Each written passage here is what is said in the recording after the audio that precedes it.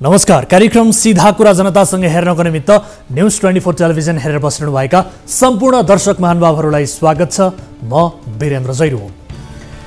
कृषि मन्त्रालयको समेत जिम्मेवारी सम्हालिरहेका प्रधानमन्त्री पुष्पकमल दाहाल प्रचण्डले फागुन 26 मा एक निर्णय गराउँदै किसानहरूलाई रासायनिक मलमा दिँदै आएको अनुदानको दर कटौती गरे।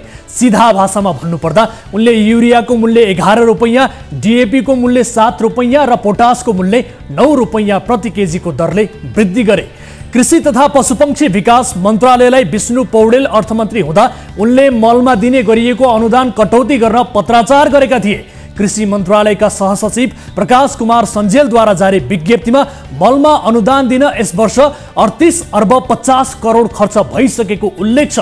मलमा दिइने अनुदान बढी हुँदै गएकाले कटौती गर्नु परेको मन्त्रालयले बताएको छ। अब प्रश्न उठ्छ, किसानका लागि अनुदान दिन पनि सरकारसँग पैसा हुँदैन भने उठाइएको कर चाहिँ केमा खर्च हुन्छ त?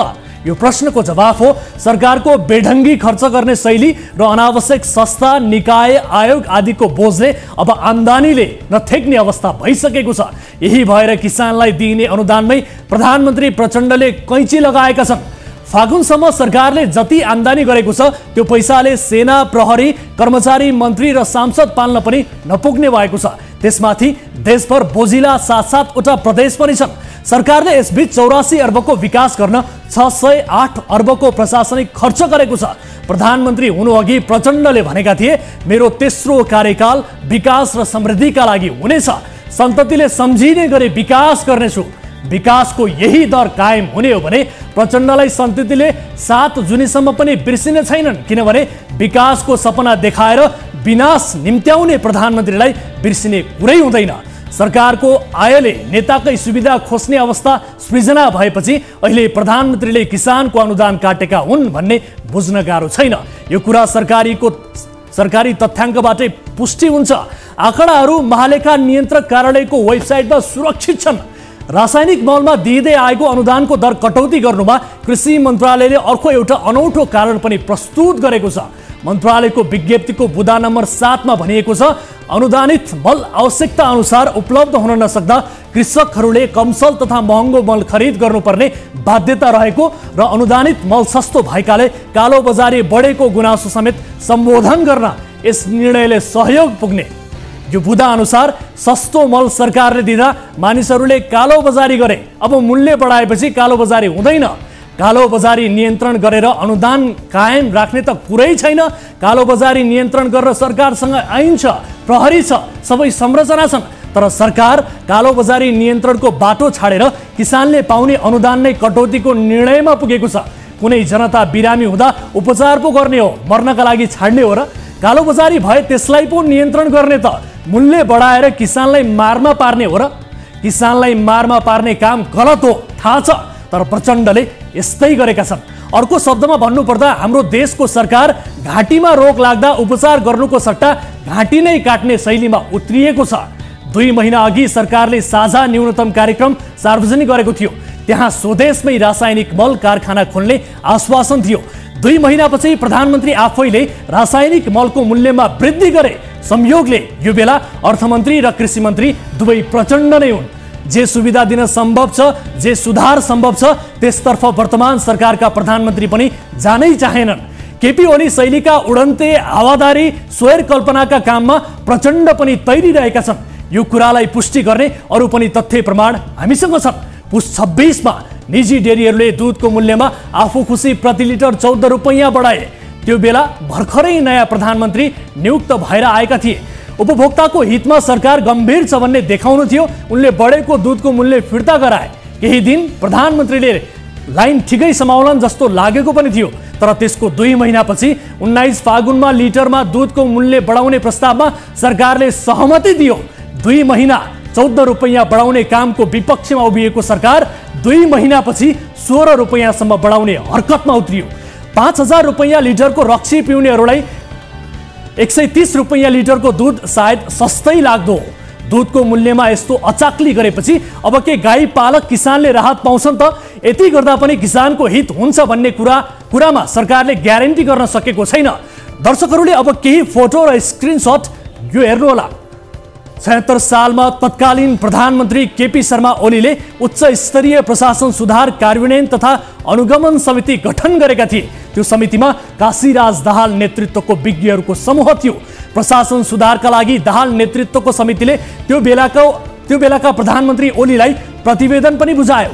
प्रतिवेदनमा दिएका सुझाव लागू गर्न ओलीले त चाहेनन् नै, सत्तारूढ दलका अध्यक्षको हैसियतले प्रचण्डले पनि ओलीलाई समितिको सुझाव कार्यान्वयन गर्न कहिले पनि भनेनन्। उनले सधैँ ओलीसँग पार्टी अध्यक्ष चाहियो भनेर मात्रै कचिङ्गल गरिरहे। शेरबहादुर देउबा प्रधानमन्त्री हुँदा पनि प्रचण्डले सुधार गरौँ भन्न सक्थे, उनले त्यो पनि गरेनन्। देउबा स्वयंबाट त आशा कुनै पनि थिएन।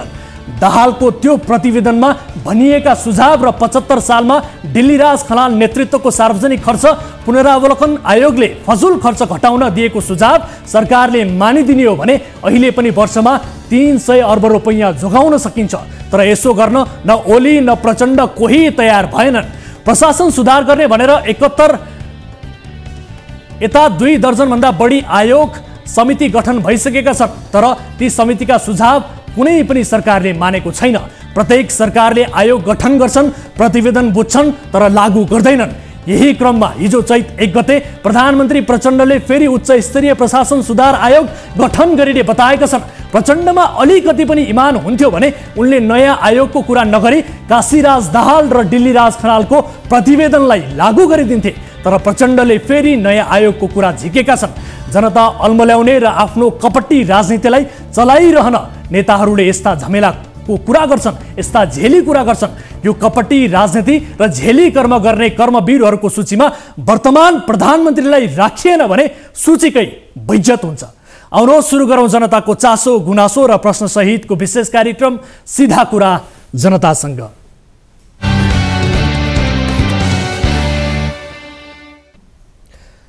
स्वागत छ दर्शक महानुभावहरू, कार्यक्रम सीधा कुरा जनतासँगको नयाँ श्रृङ्खलामा उपस्थित भइसकेका छौँ। विविध विषयसहित कार्यक्रममा उपस्थित भएका छौँ र आजको कार्यक्रममा नेपाली क्रिकेटलाई ऐतिहासिक सफलता हात लागेको विषय प्रस्तुत गर्दैछौँ। आज युएईलाई पराजित गरेसँगै नेपालले विश्वकप छनौटमा स्थान सुरक्षित गरेको छ, तर सबै नेपालीलाई खुसी दिने, गौरवान्वित महसुस गराउने अनि धेरै सम्भावना बोकेको खेलकुद क्षेत्र किन सधैँ उपेक्षामा परिरहन्छ त, यसबारे विशेष रिपोर्ट आजको कार्यक्रममा प्रस्तुत गर्दैछौँ।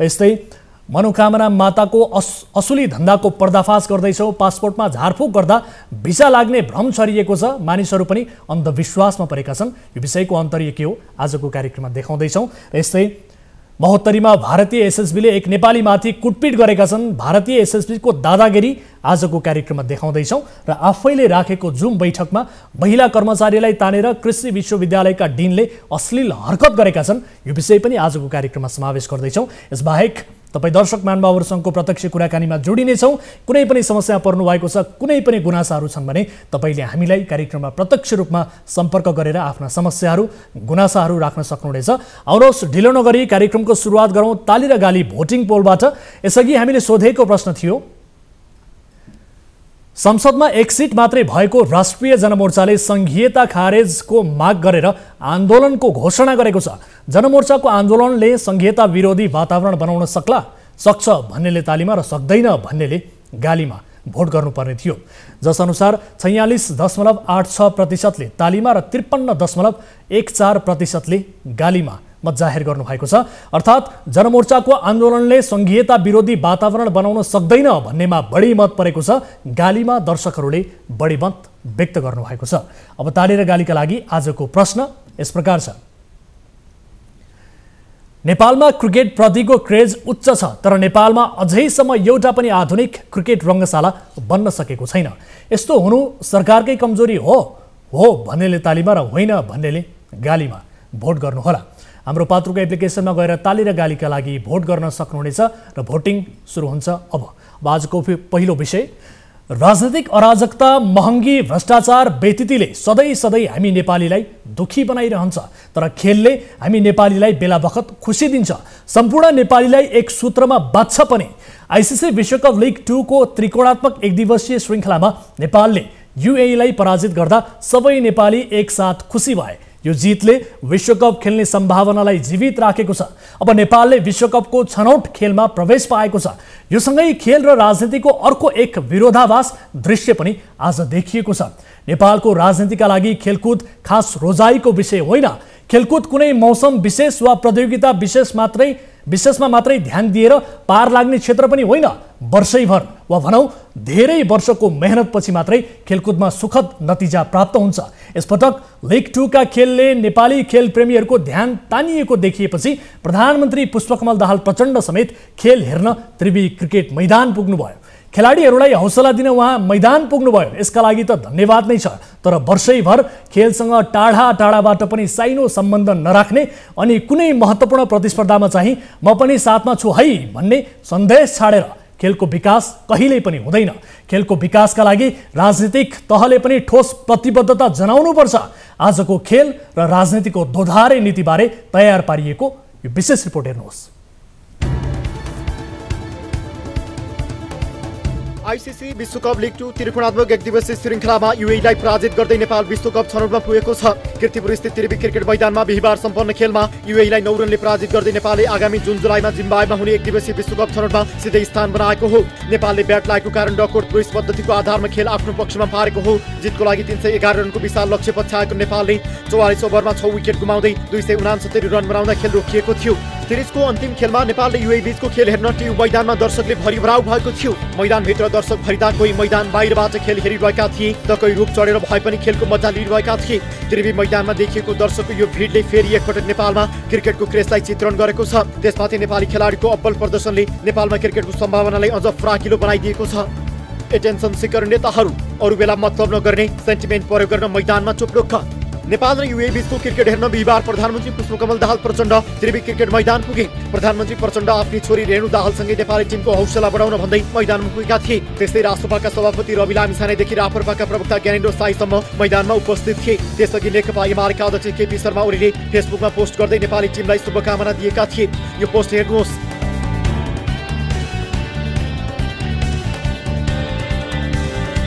खेलाडीले अन्तर्राष्ट्रिय स्तरमा उपाधि जित्दा होस् वा कुनै प्रतिस्पर्धा गर्दा होस् नेताहरू यस्तै गरी बधाई शुभकामना दिन पछि पर्दैनन्। उनीहरू कतिपय ठाउँमा खेलाडीको हौसला बढाउने नाममा आफ्नो प्रचारबाजीका लागि स्वयं उपस्थित पनि हुन्छन्। यो नेताहरूको आम चरित्र बनिसकेको छ। तर राष्ट्रलाई उपाधि जिताउने खेलाडीहरू नेताको यस्तै व्यवहारले थकित बनिसकेका छन्।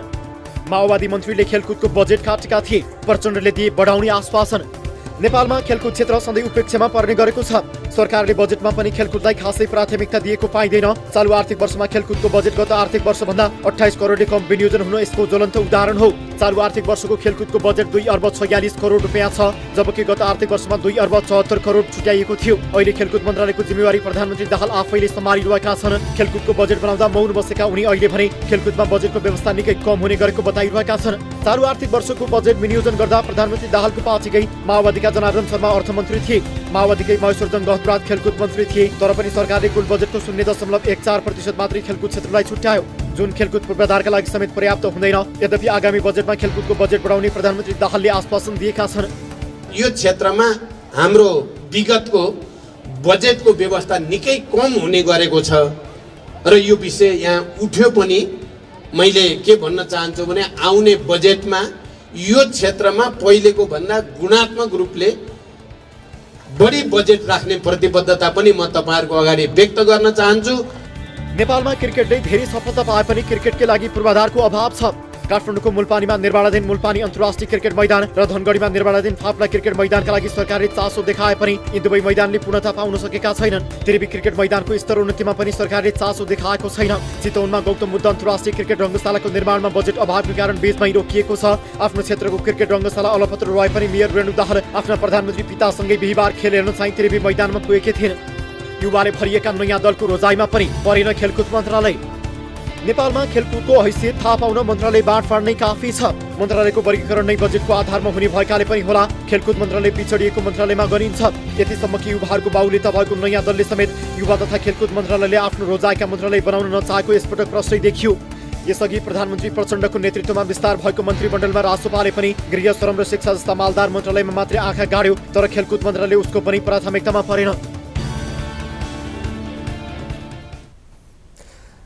दर्शक महानुभावहरू, खेलाडीको सफलतामा मात्रै रमाउने हाम्रा देशका शासकहरू खेलाडीले वर्षैभर कति मेहनत गरेका छन्, कति दुःख कष्ट झेलेका छन्, कस्तो किसिमको अभावमा उनीहरू बाँचिरहेका छन् यसबारे कहिले पनि सोचेनन् र उनीहरूका लागि खेल्ने पूर्वाधार पनि छ कि छैन यसबारे पनि सोचिएको अवस्था छैन। यो अत्यन्त विडम्बनाको विषय हो। जब नेपालले सफलता पाउन थाल्छ, सफलताको नजिक नेपाल पुग्छ, त्यस पछाडि मात्रै शासकहरू खेल मैदान पुग्छन्, फेसबुकमा पोस्ट्याउँछन्।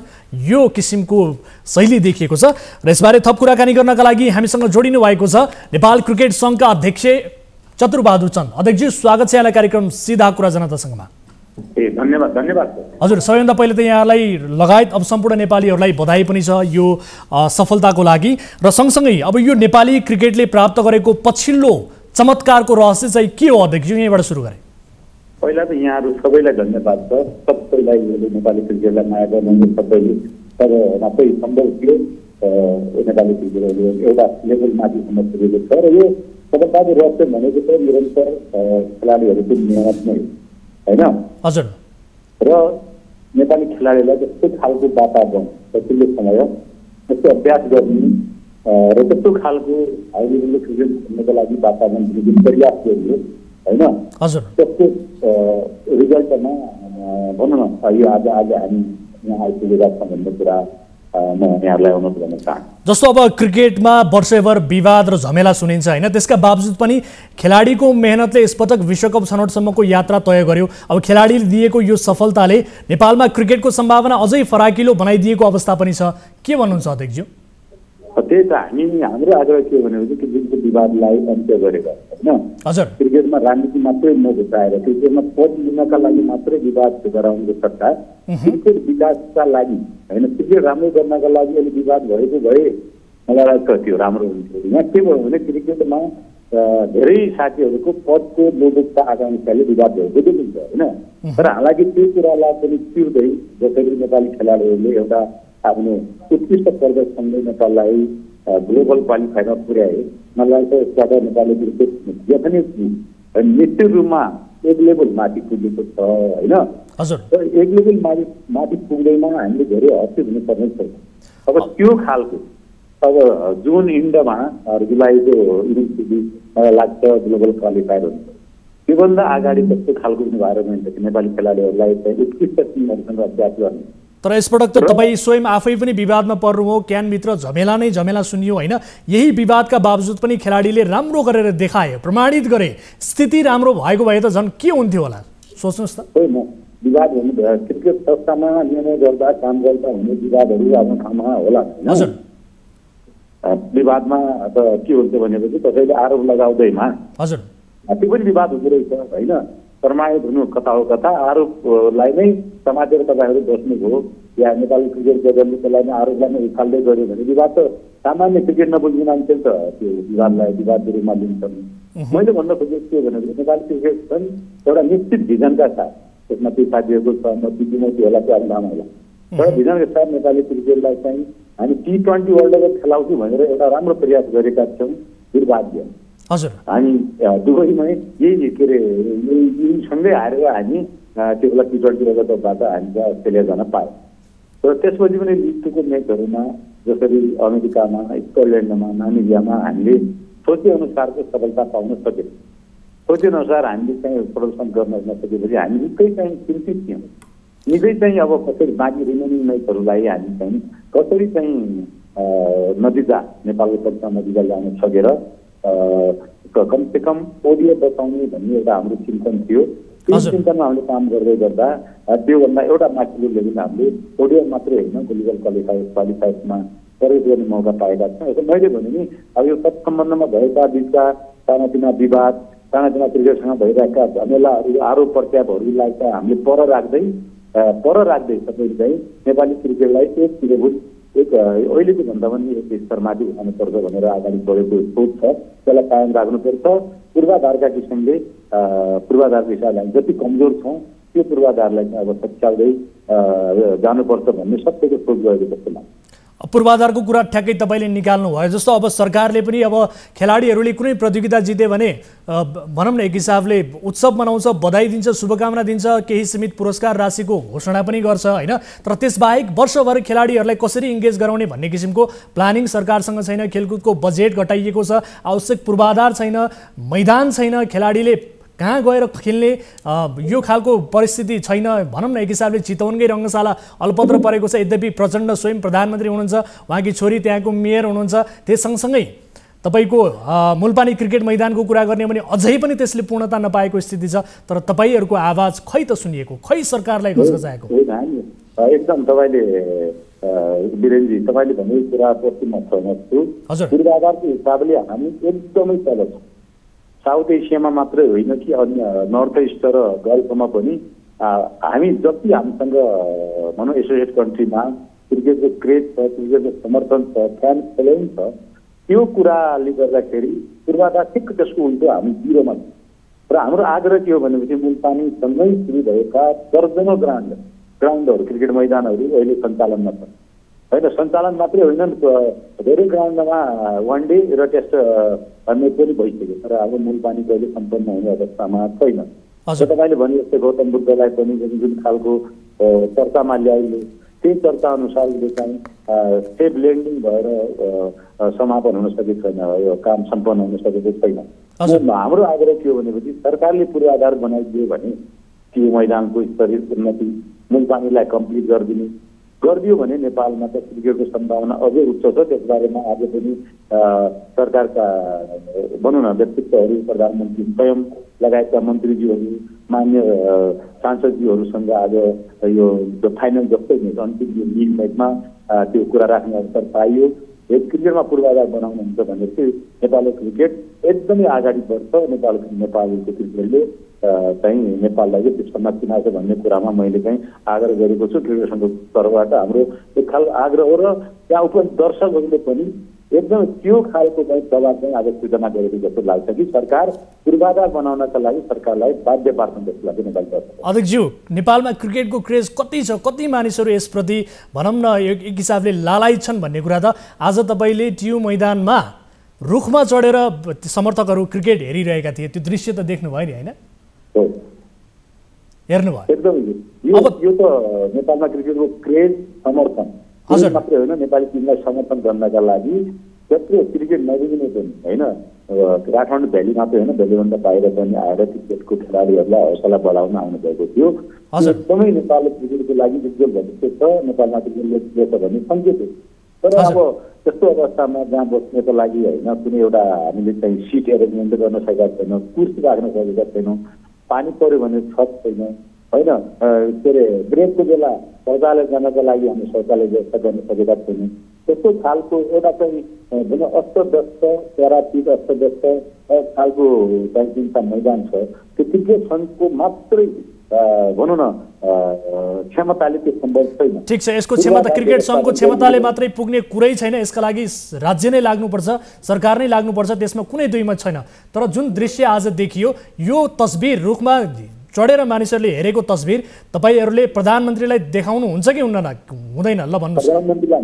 प्रधानमन्त्रीलाई देखाउँछु हामीले हाम्रो, किनभने आज उहाँ आफै पनि जानुभएको थियो, त्यस लगतै अरू पार्टीका नेताहरू पनि त्यहाँ गएर खेल हेरिरहेको थिए। हजुर, पूर्व वर्तमान प्रधानमन्त्री, पूर्व प्रधानमन्त्रीजीहरू, वर्तमान मन्त्रीजीहरू लगायत थुप्रै प्रतिनिधि सभाका मान्यजीहरू, राष्ट्रिय सभाका अध्यक्ष लगायत भनौँ न दर्जनौँ नेताजीहरू यो देशलाई चाहिँ यो देशको भविष्य कोर्नका लागि जो 5 वर्ष नेपाली जनताले उहाँलाई अगाडि जिताएर पठाउनु भयो उहाँहरू हुनुहुन्थ्यो। हामीले भन्यौँ, आग्रह गऱ्यौँ, नेपालमा हेर्नु जनता हो, उहाँ पनि क्रिकेट खेल्न आएको चाहिँ जनता हो, उहाँको भावना अनुरूप नेपाली क्रिकेटलाई अगाडि बढाइदिनु हुन, नेपाली क्रिकेटलाई चाहिँ त्यो खालको व्यवस्थापन गरिदिनु हुन आग्रह गरेका छौँ। सबैबाट सकारात्मक आएको छ। अब हामी संस्थागत रूपमै नेपाली क्रिकेट सङ्घको तर्फबाट उहाँहरूलाई चाहिँ त्यो कुरा लिखित रूपमा अगाडि जानकारी गराएर मागहरू अगाडि राख्छौँ र नेपाली क्रिकेटको कमसेकम पूर्वाधार सम्पन्न गर्ने काम सरकारले गरिदिनुपर्छ। फ्लड लाइन लगाइदिनु पर्यो, फ्लड लाइन लगाइदिनु पर्छ भन्ने कुरामा होइन चाहिँ म सरकारलाई आग्रह गऱ्यौँ। किनभने यस्तो खालको अवस्थित तरिकाले दर्शकहरूलाई राख्न सकिन्न, छेक्न सकिन्न, दुर्घटना हुन सक्छ, चोटपटक लाग्न सक्छ। त्यस कारणले दर्शक बस्ने स्टेडियम र दिवाराती डेना खेल्ने का लागि सरलाई लगाइदिनु पर्छ। एक काठमाडौँमा 2वटा स्टेडियम हुनुपर्छ भन्ने मैले आग्रह गरिराखेको। हस् अध्यक्षजी, समय र संवादका लागि यहाँलाई धेरै धेरै धन्यवाद। यहाँलाई पनि धेरै धेरै धन्यवाद। दर्शक महानुभावहरू, नेपालले विश्वकप छनौटका मुख्य ढोका मानिएको विश्व क्रिकेट लिग 2 मा ऐतिहासिक सफलता हात पारेको छ। यसका लागि हाम्रा क्रिकेट खेलाडीहरूलाई धेरैभन्दा धेरै धन्यवाद छ र हामी सम्पूर्ण नेपालीहरूलाई बधाई छ। खेलाडीको सफलतामा रमाउने मात्र होइन, उनीहरूका लागि आवश्यक पूर्वाधार निर्माणका लागि पनि यो देशका शासकहरूले, राज्यले ध्यान पुर्याओस्। सोही कारण यो विषयलाई हामीले आज समावेश गरेका छौँ। जोड लगाएर भन्न चाहन्छौँ, खेलाडीका लागि आवश्यक पूर्वाधार निर्माण गर्न यो राज्य लागि परोस्, सफलतामा मात्रै रमाउने होइन। अब अर्को विषयतर्फ यहाँको ध्यान आकर्षण गराउन चाहन्छु। चितवनको रामपुरमा रहेको कृषि तथा वन विश्वविद्यालयको कृषि संकायका डिन जयप्रकाश दत्त गएको मङ्गलबार जुम मिटिङमा बसेका थिए। जुममा आफ्नो अडियो उनले म्युट गरेका थिए, तर भिडियो सिनमै थियो। सम्भवतः प्रविधिमा डिन दत्त केही कमजोर थिए। उनले भिडियो पज भएको ठाने। अरूले आफूलाई हेरिरहेका छैनन् भन्ने उनलाई लागेको थियो होला। उनले आफ्नै कार्यालयकी सहयोगीलाई आफ्नो काखमा ताने। आपत्तिजनक क्रियाकलाप गरे। यो दृश्य जुम बैठकमा बसेका सबैले देखे। डिन जयप्रकाश दत्त माओवादी कोटाबाट नियुक्त भएका रहेछन्। उनको आपत्तिजनक भिडियो सार्वजनिक भएपछि कृषि तथा वन विश्वविद्यालयमा का उपकुलपति पुण्य रेग्मीले उनलाई निलम्बन गरेका छन्। घटनाका सम्बन्धमा जाँचबुझ गर्न सेवानिवृत्त प्राध्यापक डाक्टर श्रवण कुमार शाहको संयोजकत्वमा एक छानबिन समिति समेत गठन गरिएको छ। विवादमा परेका डिन जयप्रकाश दत्त, छानबिन समितिका संयोजक श्रवण कुमार शाह र उपकुलपति पुण्य रेग्मी तीनैजना माओवादी पृष्ठभूमिका हुन्।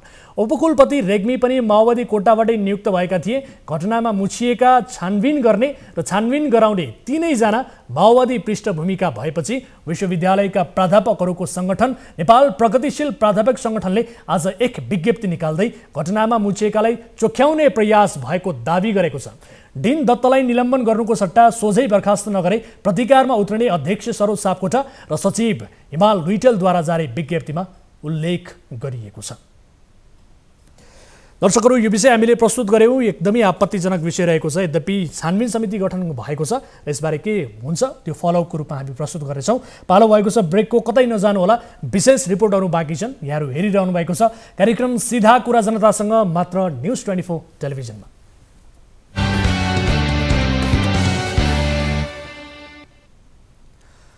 ब्रेकपछि स्वागत छ दर्शक महानुभावहरू कार्यक्रम सीधा कुरा जनतासँगमा। अब अर्को विषय, भारतीय सीमा सुरक्षा बल एसएसबीका लागि नेपालीमाथि ज्यादती गर्न जति सजिलो अरू केही पनि छैन। हालसम्म वासुदेव शाह, गोविन्द गौतम र जयसिंह धामीलाई त उनीहरूले हत्या नै गरिसके।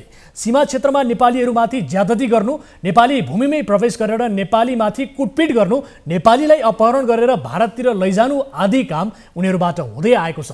तर आजसम्म यस्तो हरकत विरुद्ध नेपाल सरकारले भारतसँग गम्भीर कुराकानी गरेको छैन। खुला सीमाका कारण हुने गरेको यसखाले ज्यादती रोक्न, सीमा व्यवस्थित गर्ने विषयमा सरकारलाई सोच्ने फुर्सद पनि छैन। हिजो साँझ एक नेपाली महोत्तरीको शम्सी नाकामा भारतीय एसएसबीको कुटपिटमा परे। भारतीय पक्षको यस्तो ज्यादती विरुद्ध सीमाका नेपालीले आन्दोलन नै गरे। महोत्तरीबाट टिभी जर्नलिस्ट ललन मण्डलको सहयोगमा तयार पारिएको विशेष रिपोर्ट हेर्नुहोस्। महोत्तरीको शम्सी नाकामा भारतीय सीमा सुरक्षा बल एसएसबीको ज्यादती बढ्दै गएको छ। स्थानीयको भनाइअनुसार 10-15 दिनको अन्तरमा कुनै न कुनै नेपाली एसएसबीका जवान ज्यादती खेल्न बाध्य हुने गर्छन्। बुधबार साँझ पनि शम्सी गाउँपालिका वडा नम्बर 7 का सन्तोष कुमार शाहलाई एसएसबीका जवानहरूले कुटपिट गरेका छन्। एसएसबीको यस्तो ज्यादती विरुद्ध 10 गजामा नेपालीहरूले प्रदर्शन समेत गरेका छन्।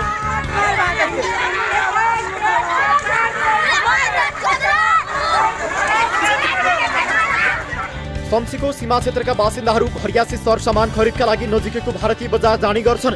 सो क्षेत्रमा नेपालतर्फको सडक बिग्रेको कारण भारतीय सडक हुँदै आवत जावत गर्नुपर्ने बाध्यता छ।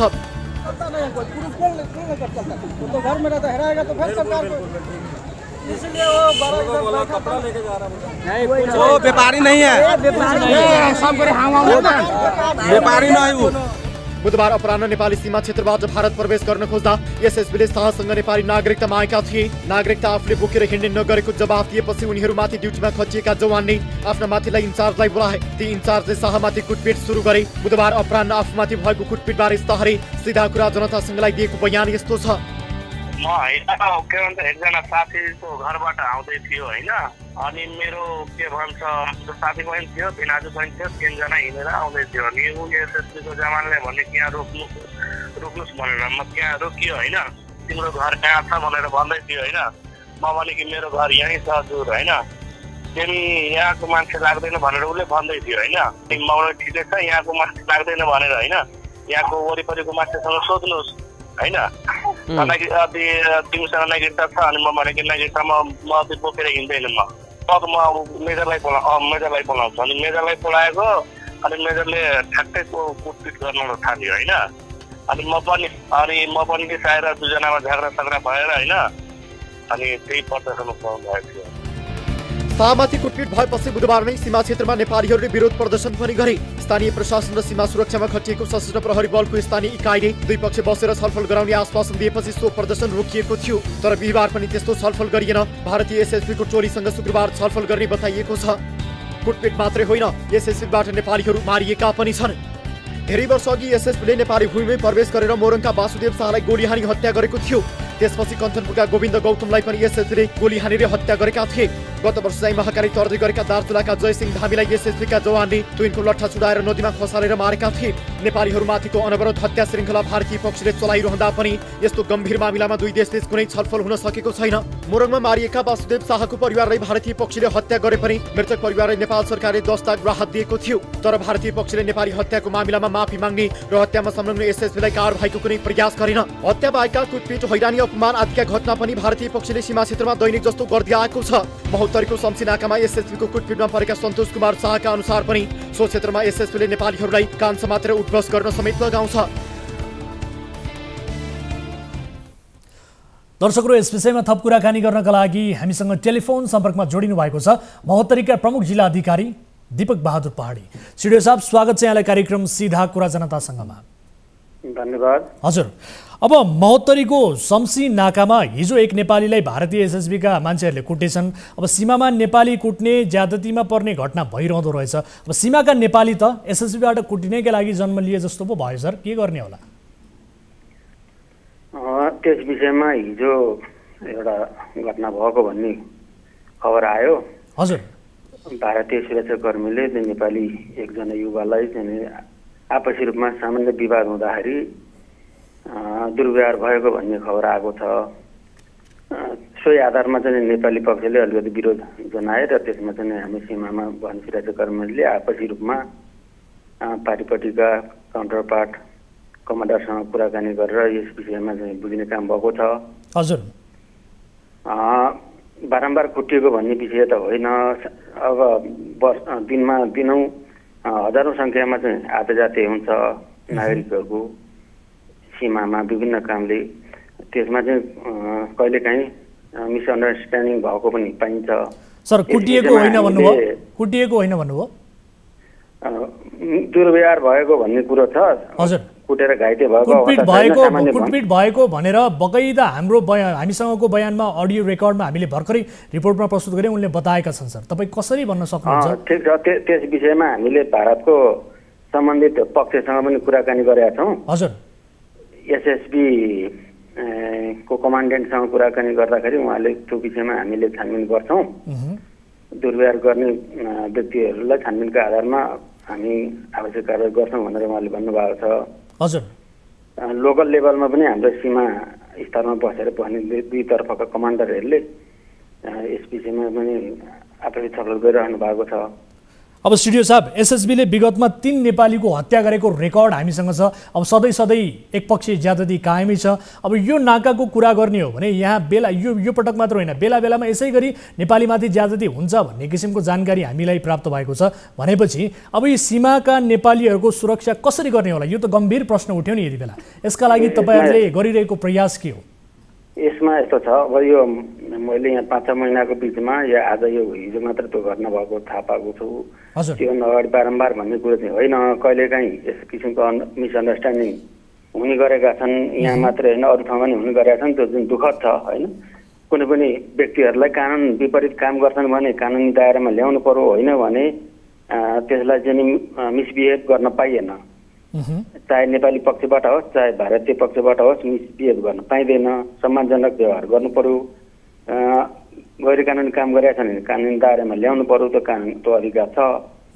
मिसबिहेभ गर्न पाइएन। यस विषयमा हामीले चाहिँ काउन्टरपार्ट छलफल हुँदाखेरि बोर्डर मिटिङमा पनि यस्ता किसिमका कुराहरू उठाउने गर्छौँ।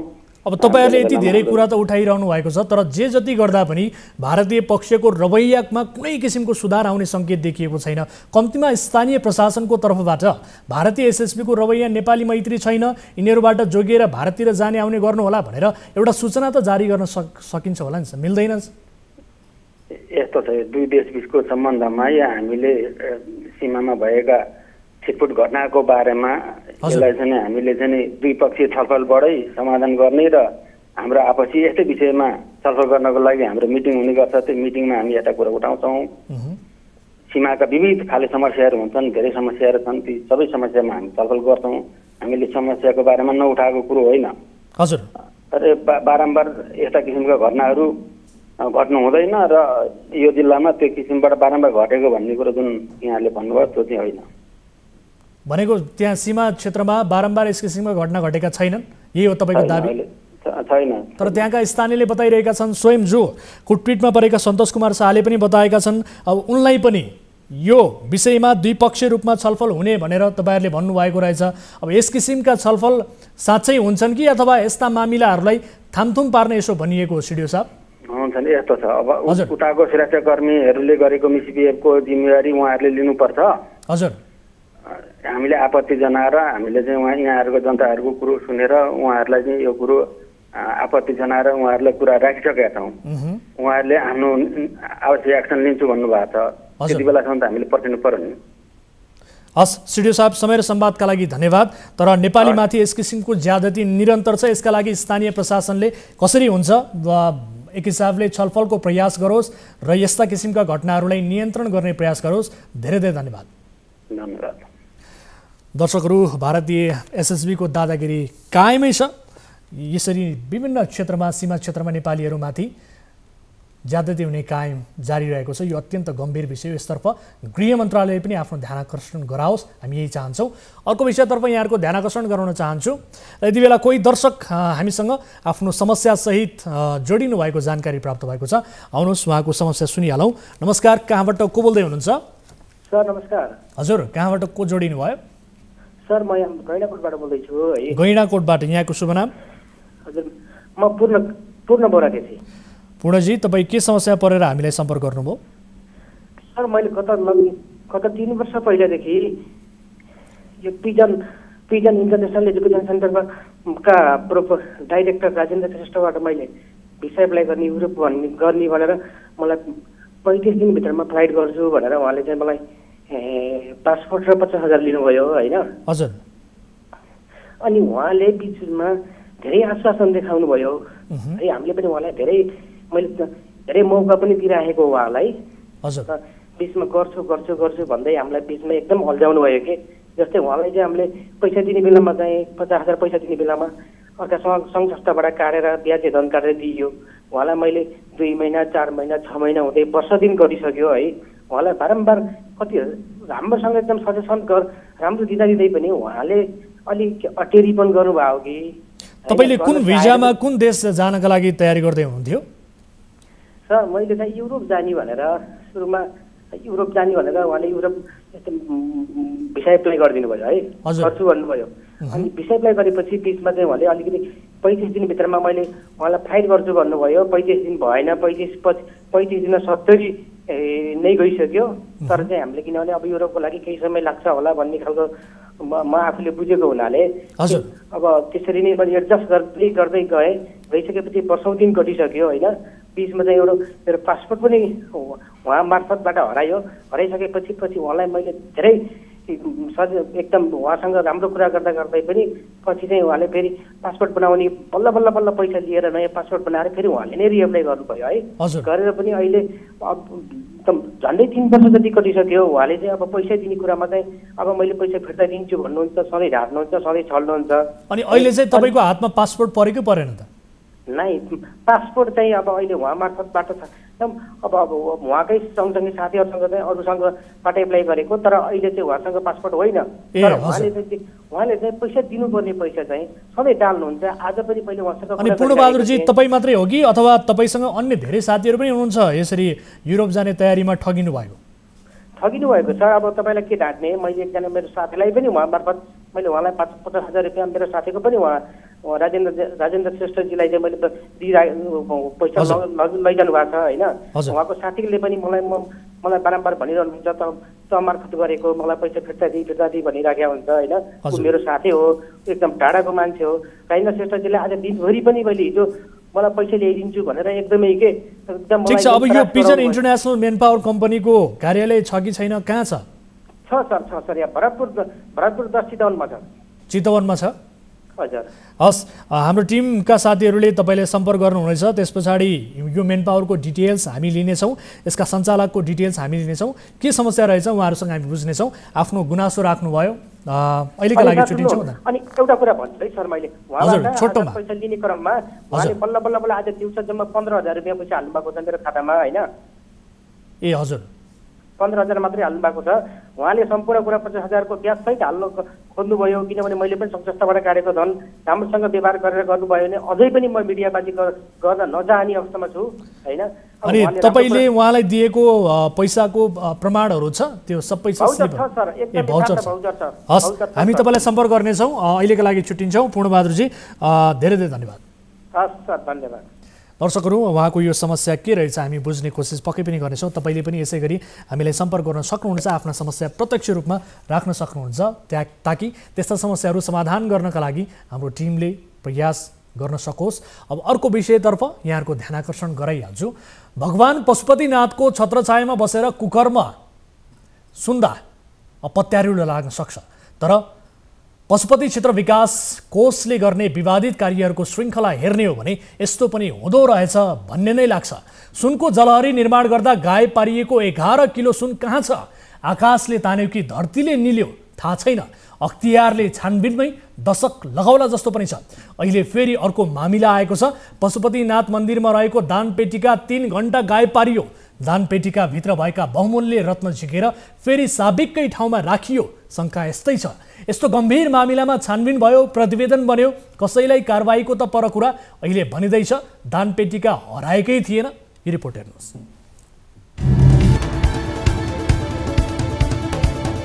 राज्यका सुरक्षा निकाय र मन्दिरकै कर्मचारीको कडा निगरानीमा छ पवित्र पशुपत क्षेत्रको यो दानपेटिका राख्ने फुल घर। सुरक्षाकै लागि चारैतिर सीसीटीभी क्यामेरा समेत जडान गरिएका छन्। तर गत माघ 14 गते बिहानै यही ठाउँबाट भक्तजनले चढाएको दानपेटिका नै चोरी हुन्छ र पुनः दानपेटिका त्यही ठाउँमा फिर्ता पनि हुन्छ। दानपेटिका जसले चोरेर लगेको थियो सम्भवतः उसैले यहाँ फिर्ता ल्याएर राखेको छ। दानपेटिका 3 घण्टा हराएको त्यो विषयले ठुलै खैलाबैला मचाएको थियो। तर घटना भएको 1.5 महिना बितिसक्दा पनि कसैलाई कुनै कारबाही भएको छैन। अहिले आएर पशुपति क्षेत्र विकास कोषका पदाधिकारीहरू दानपेटिका चोरी नै नभएको जवाफ दिइरहेका छन्। त्यो घ्याम्पो चोरी नै भएको चाहिँ होइन। घ्याम्पो केही समय जुन ठाउँमा हुनुपर्ने त्यो ठाउँमा छैन भन्ने खबर आयो र पछि फेरि केही समयको अन्तरालमा करिब 1.5 घण्टाको 1.5 घण्टादेखि 2 घण्टा बिचको अन्तरालमा चाहिँ फेरि घ्याम्पो त्यहीँ छ भन्ने कुरा आयो। त्यस कारणले केही समय घ्याम्पो हुनुपर्ने ठाउँमा नभएको चाहिँ हो। यसको अर्थ घ्याम्पो नै हराएको, घ्याम्पो नै त्यसरी गोलमाल भएको भन्ने चाहिँ होइन। दानपेटिका भण्डारण गर्ने यस ठाउँको चाबी कोषका 2 कर्मचारीहरूलाई दिइएको छ। यहाँ छिर्ने अनुमति दर्शनार्थीहरूलाई हुँदैन। कर्मचारीहरू केदार अधिकारी र सत्यनारायण जोशीको हातमा गेटको चाबी हुन्छ। उनीहरूले सुरक्षा निकायको रोहबरमा मात्रै दानपेटिका खोल्ने र बन्द गर्ने गर्छन्। माघ 14 गते दानपेटिका नियमित राखिने स्थान र स्टोर गर्ने दुवैतिर पाइएको थिएन, अर्थात् दानपेटिका केही समय गायब बनाइएको थियो। पशुपतिनाथ मन्दिरको दानपेटिका 3 घण्टा हराउनु, राखिएको स्थान कभर गर्ने सीसी क्यामेराको तार काटिनु, विद्युत लाइन अवरुद्ध गरिनु जस्ता शङ्का गर्न सकिने अवस्था विद्यमान हुँदाहुँदै पनि दानपेटिका गायब भएको थियो। तर अहिले कोषको जवाब छ दानपेटिका हराएकै थिएन। साँच्चीकै नियतवश चोरी भएको हो वा चोरी गर्न खोजिएको थियो वा होइन, भुलवश भएको भन्ने कुराकै लागि छानबिन समिति बनाएको हुनाले अब घ्याम्पो हराएको एकदमै त्यो डिस्यापेरै भएको त्यो कसैले त्यहाँबाट चाहिँ मन्दिर प्राङ्गण क्षेत्रबाट बाहिरै लगेको भन्ने चाहिँ होइन। पशुपतिका चारद्वार अगाडि रहेको यो तामाको घ्याम्पोमा माथिल्लो भागबाट भेटी छिराउन मिल्छ। भक्तजनहरूले श्रद्धा साथ दान दक्षिणा चढाउँछन्। एक दिनकै भेटी पनि लाखौंमा हुन्छ।